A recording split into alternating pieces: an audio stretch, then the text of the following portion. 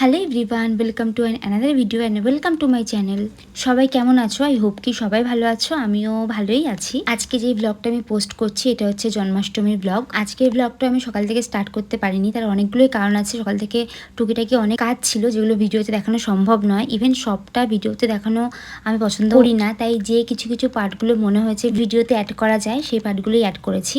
আর আমি আগেও বলেছি যে সকাল থেকে রাত পর্যন্ত, বা আমি দুপুর থেকে আজকে ভিডিওটা স্টার্ট করেছি, দুপুর থেকে রাত পর্যন্ত সারাক্ষণ কী করছি সবটাই 3-4 মিনিটের ভিডিওতে দেখানো সম্ভব নয়। আমি 3-4 মিনিটের ব্লগ বানাচ্ছি, যদিও বা সেটা 10-12 মিনিটের ব্লগও হয়, তাও সারাদিনে কি করছি কি না করছি সবটা দেখানো সম্ভব হবে না। আর আমার পক্ষে 10-12 মিনিটের ব্লগ করে সেটাতে ভয়েস ওভার দেওয়া ইম্পসিবল। তো যাই হোক, আজকের ভিডিওটা স্নান করার পর থেকে শুরু করেছি। স্নান করে ঈশ্বর প্রণাম করে চলে গিয়েছিলাম পিসির বাড়িতে। পিসির বাড়িতে যেহেতু গোপাল আছে, তাই পিসির হাতে হাতে কয়েকটা কাজ করে দেওয়ার জন্য দুপুর বেলাতেই চলে গিয়েছিলাম। আর গিয়ে দেখি পিসির অর্ধেক কাজ করা হয়ে গেছে, তাও যেটুকুনি সম্ভব হয়েছে আমি করে দিয়ে এসেছি। শুধু আমি একা নই, আমার সাথে আমার বোনও গিয়েছিল, তো দুজন মিলে যতটা হেল্প করার পিসিকে করে দিয়ে এসেছি।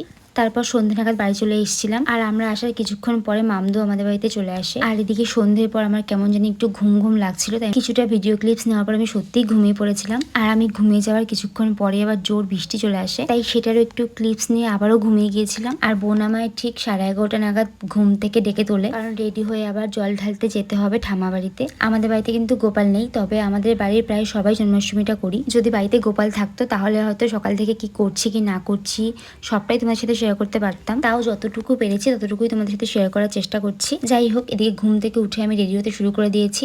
আর এই ওড়নাটা কিছুতেই সেট হচ্ছিল না। এই ওড়নাটা ঠিক করতে করতে আমার বেশ অনেকটাই সময় লেগে গেছিল। প্রপারলি রেডি হয়ে বেরোতে দেখি 12টা বেজে গিয়ে 10-15 হয়ে গেছে। আর যে ঠাম্মা বাড়িতে জল ঢালতে যাবো সেই ঠাম্মা বাড়ি যেহেতু আমার বাড়ির পাশেই, তাই বারান্দা থেকে দেখতে পাচ্ছিলাম যে ঠাম্মা বাড়িতে গোপালকে স্নান করানো শুরু হয়ে গেছে। তাই সেটা দেখা মাত্রই তাড়াতাড়ি করে বেরিয়ে যায় ঠাম্মা বাড়িতে যাওয়ার জন্য।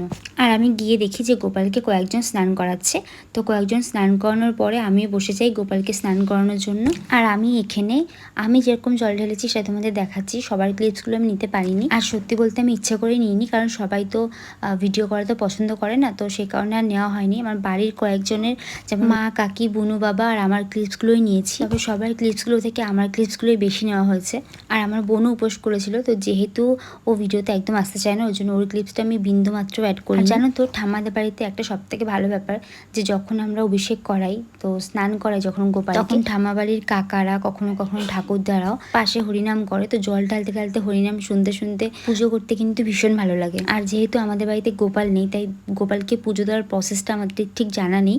আমি ঠাম্মাদের কাছ থেকে শুনে শুনেই পুজোটা দিচ্ছিলাম। আর আমার মা, বোনু প্রত্যেকেই, তাই আমরা শুনে শুনেই পুজো দিয়েছি। আর এদিকে আমার বোনু তো শুধু ভুলে যাচ্ছিল, কোনটার পর কোনটা দেবে কিছু বুঝতে পারছিল না, তাই আমাদের দিকে বারবার তাকাচ্ছিল। পুজোটা দেওয়ার পর বোনু আমার সাথে এসে বলে যে আমার ভিডিও তুই নিয়েছিস। আর ও আমাকে এটাও শিখিয়ে দিয়েছে যে ভিডিওর মধ্যে বলবি যে আমি পুজো করতে করতে ভুলে যাচ্ছিলাম। আর সেটা তো তোমরা আমার বলার অপেক্ষা রাখে না, তোমরা ওর মুখ দেখেই বুঝতে পেরেছো। তো যাই হোক, দেখো এখানে যতক্ষণ জল ঢালা হচ্ছিল ততক্ষণ কিন্তু সবাই গান বাজনা করছিল। আমার বাবা বাজছিল খোল। আমার বাবা খুব সুন্দর খোল বাজাতে পারে। আমার বাড়িতে গোপালের আরতি হওয়ার আগে আমরা চলে আসি, কারণ এদিকে আমাদের পিসি ডাকাডাকি করছিল পিসিদের বাড়িতে যাওয়ার জন্য। পিসি বাড়িতে গিয়ে দেখি এখানেও গোপালকে স্নান করে সুন্দর করে সাজিয়ে দিয়েছে। পিসি বাড়িতে গিয়ে আমরা চরণামৃত খেয়ে আমাদের উপোসটা ভাঙি। তো যাই হোক, তারপর সবাই খাওয়া দাওয়া করে বাড়ি চলে এসেছি। আর বাড়িতে এসে দেখি ঘড়িতে প্রায় 2টো বেজে গেছে। তারপর আর কি ফ্রেশ হয়ে চেঞ্জ করে ঘুমিয়ে পড়েছিলাম। তো আজকের মতো এইটুকুই, ভিডিওটা এখানেই শেষ করছি। ভিডিওটা ভালো লাগলে অবশ্যই একটা লাইক করে পাশে থেকো। টাটা।